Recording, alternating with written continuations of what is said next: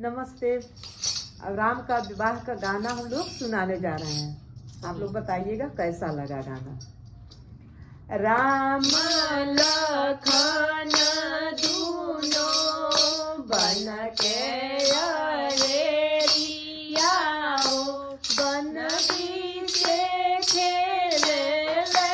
सीता, खेलत खेलत भैले ठीक दुपहरिया हो, राम केला केला पिया, चल बाबूल चुमन ओही घरे चली हो,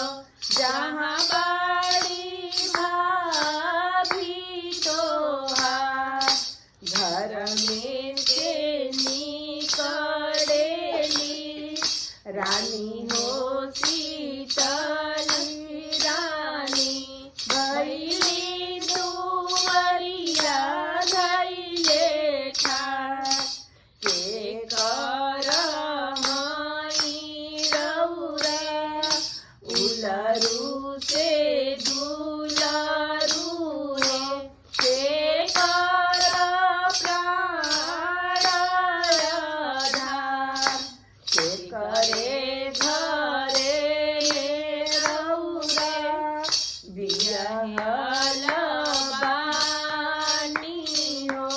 के करे घरे ससुरा, राजा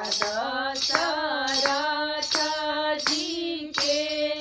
उलरू से दुलरू हो, कौशल्या के प्राण आधार,